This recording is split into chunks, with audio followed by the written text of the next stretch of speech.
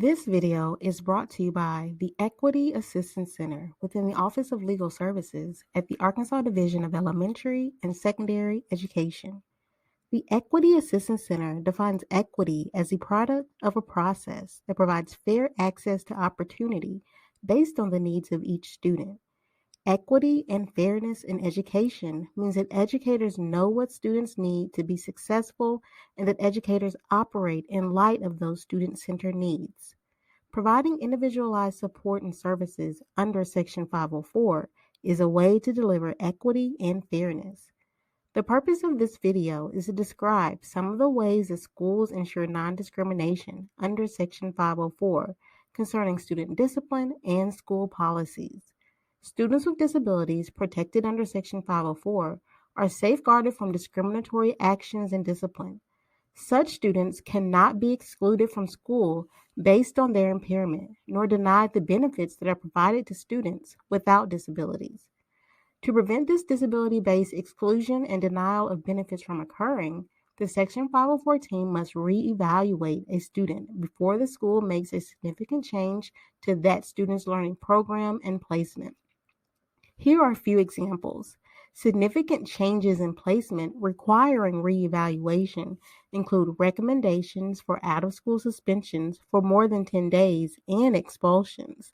Significant changes in placement might also include in-school suspension for more than 10 days when the student is not provided an educational program comparable to when the student was not in in-school suspension, or bus suspension for more than 10 days if the school offers transportation to all students and is not offering another transportation means. Undocumented and informal removals from school, such as early pickup to prevent an out-of-school suspension, or a shortened school day, or an assignment to a virtual learning program for disability-based misconduct, may increase difficulty in identifying the total number of days a student has been refused attendance at school, and may violate Section 504 procedures that require program decisions be made by the Section 504 team. Parents must be provided notice of a recommended disciplinary removal that would be a significant change in placement and must be made aware of the school's Section 504 grievance procedure and impartial hearing procedure to formally disagree with a team's decision. For such significant changes in placement, the Section 504 team's reevaluation would determine if the student misconduct was due to the behaviors that are caused by or substantially or directly related to the student's disability.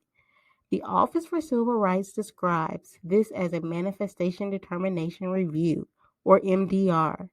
The Section 504 team would also examine whether a Section 504 planned behavior support was implemented. MDR decisions must be based on an understanding of the student's behavior challenges and the circumstances surrounding the student's misconduct. It is the expectation of the Office for Civil Rights and the Equity Assistance Center that inappropriate behavior that is a manifestation of a student's disability be addressed through support and services that target the behavior to reduce its reoccurrence. Students who understand and recognize how their disability affects their actions and their learning may better self-manage their triggers in a school setting. Schools are encouraged to identify methods to aid students in their ability to reflect and self-mitigate in the school environment. To proactively prevent disability-based misconduct from occurring, the Section 504 team should determine and provide, if needed, proactive behavior supports and/or reasonable modifications to a school policy, practice, or procedure when it is inadvertently unfair to a student because of their impairment. Policies and procedures provide structure to education. Because neutral policies and procedures must be fair and non-discriminatory, Section 504 teams must ensure that policies and procedures do not disproportionately impact students based on disability. This is called disparate impact. Long-term or infrequent school policy violations, continued behavior challenges of a student, ineffective discipline consequences, and/or excessive absences can indicate a disability and trigger suspicion of needed services. Such suspensions should prompt a Section 504 evaluation. If there is reasonable suspicion of a behavior-based disability and the student is long-term or short-term removed from school because of their disability, there may be a violation of Section 504. The Section 504 team has the duty and cannot delay in determining if the use of a policy, discipline, or otherwise is discriminatory or unfair, and the appropriate services and environment for the student. Because plan supports and modifications must be effective in avoiding disability-based discrimination, the impartial collection of information about the student and their impairment is extremely helpful in determining how to assist a student.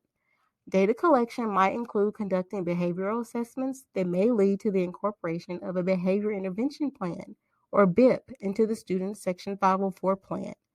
To assess the effectiveness of a plan, the Section 504 team can monitor the indicators of disparate impact based off the impairment that were initially used to identify the student's limited access, such as its status of teacher and parent observations, recent attendance and grades, or discipline referrals, such as the frequency and locations of inappropriate behavior, and the student's current reaction to previously identified triggers. If excessive policy violations persist, this might trigger suspicion of a disability under the Individuals with Disabilities Education Act. The Arkansas Division of Elementary and Secondary Education Equity Assistance Center provides support in compliance with Section 504 to all members of the school community and may be accessed by phone or electronically.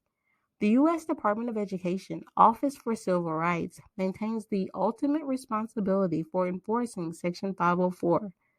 The other videos on Section 504 access the Equity Assistance Center's webpage at the Arkansas Division of Elementary and Secondary Education.